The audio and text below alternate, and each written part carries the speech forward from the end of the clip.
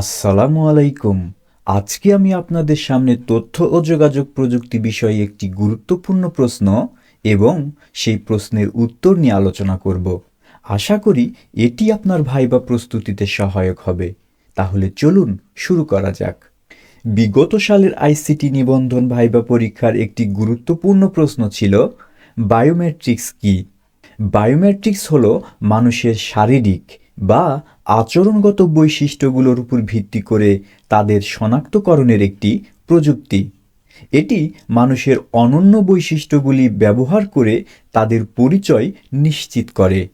বায়োমেট্রিক্সের প্রকারভেদ: শারীরিক বৈশিষ্ট্যের উপর ভিত্তি করে। আঙুলের ছাপ: প্রতিটি মানুষের আঙুলের ছাপ আলাদা। চোখের রেটিনা বা আইরিশ: চোখের ভেতরের অংশের গঠন এবং রঙের প্যাটার্ন। মুখের গঠন: মুখের আকৃতি ও বৈশিষ্ট্যের উপর ভিত্তি করে। ডিএনএ: জীববিজ্ঞানের সবচেয়ে নির্ভুল শনাক্তকরণ পদ্ধতি। হাতের আকার: হাতের আকার ও আঙ্গুলের দৈর্ঘ্য-প্রস্থ।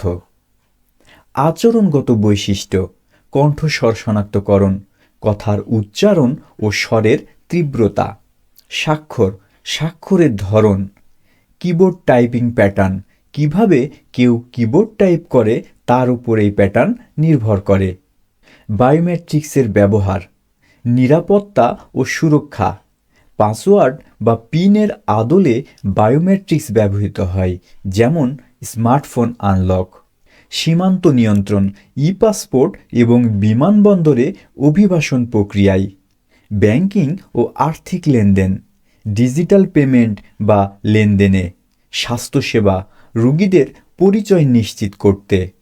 নির্বাচনী প্রক্রিয়া: ভোটারদের সঠিক পরিচয় নিশ্চিত করতে বায়োমেট্রিক্স ব্যবহার করা হয়। সুবিধা: বায়োমেট্রিক্সের সুবিধা: খুব সুনির্দিষ্ট ও নির্ভুল। হারানো বা ভুলে যাওয়ার ঝুঁকি নেই। দ্রুত ও সহজে ব্যবহারযোগ্য।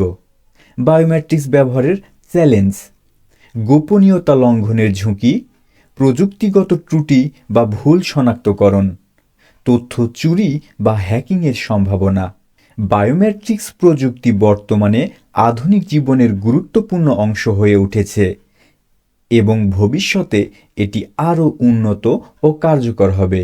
আশা করি আজকের ভিডিওটি থেকে খুব সহজেই বুঝতে পারলেন বায়োমেট্রিক্স আসলে কী এবং এটি কিভাবে কাজ করে। আশা করি ভাইবা থেকে এখানে প্রশ্ন আসলে অবশ্যই উত্তর করতে পারবেন। কথা হবে পরের ভিডিওতে অন্য কোনো টপিকস নিয়ে। সেই পর্যন্ত সবাই ভালো থাকুন।